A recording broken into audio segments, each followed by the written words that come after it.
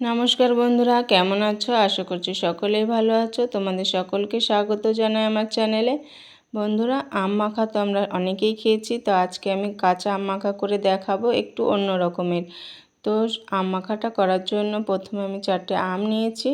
এখন আম 4টেকে মাঝখান দিয়ে এভাবে কেটে আমের বীজটা ছাড়িয়ে নেব। আর আমটা জলের মধ্যে আমি ভিজিয়ে দেব, যাতে আমের যে কষটা আছে ওই কষটা জলে ধুয়ে যায়। তো বন্ধুরা, ভিডিওটা স্কিপ না করে পুরো ভিডিওটা দেখার অনুরোধ রইল। আশা করছি তোমাদের ভালোই লাগবে। তো এক এক করে সব আমগুলো এভাবে আমি কেটে বীজ ছাড়িয়ে জলের মধ্যে ভিজিয়ে দেব। তো দেখো বন্ধুরা, সব আমটা আমার কাটা হয়ে গেছে। এখন হাত দিয়ে ভালোভাবে ধুয়ে পরিষ্কার করে নেব।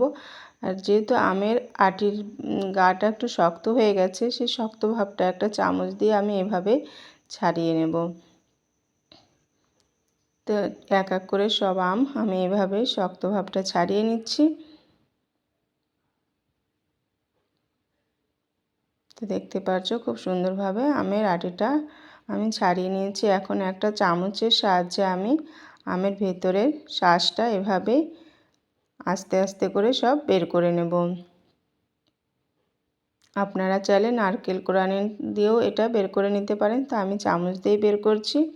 আর এইভাবে আম মাখা করলে বন্ধুরা খুবই ভালো লাগে খেতে।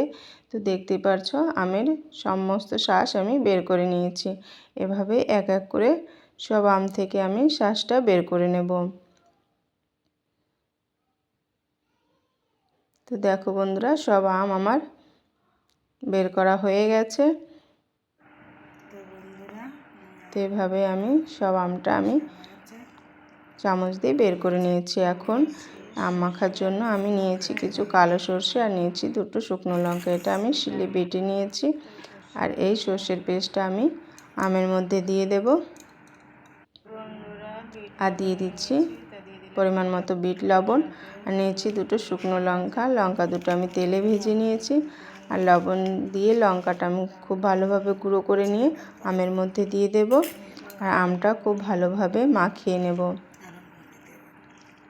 তো বন্ধুরা, এভাবে সর্ষে বাটা দিয়ে আম মাখা দারুণ লাগে খেতে। গরমের সময় একটুখানি আম মাখা খেলে শরীরের ক্লান্তিটা নিমেষেই দূর হয়ে যায়। এখন আমি দিয়ে দেবো একটু চিনি। আমটা যেহেতু টক অনেক, সেই জন্য আমি 2 চামচ চিনি দিলাম। আপনারা টক অনুসারে চিনিটা দেবেন, পছন্দ না হলে চিনি দেবেন না। তো চিনিটা দিয়ে আমি ভালোভাবে আবারও মাখিয়ে নিলাম। আর এখন নিয়েছি 4টে গন্ধরাজ লেবুর পাতা।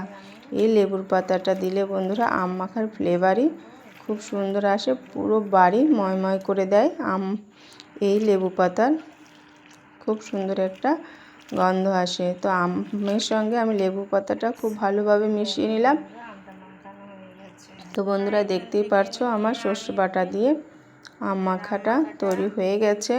তো কেমন হয়েছে কমেন্টে অবশ্যই জানিও। আর যেসব বন্ধুরা আমার চ্যানেলে নতুন আছো, সাবস্ক্রাইব করতে ভুলে গেছো, অবশ্যই আমার চ্যানেলটিকে সাবস্ক্রাইব করে আমার পাশে থাকবেন।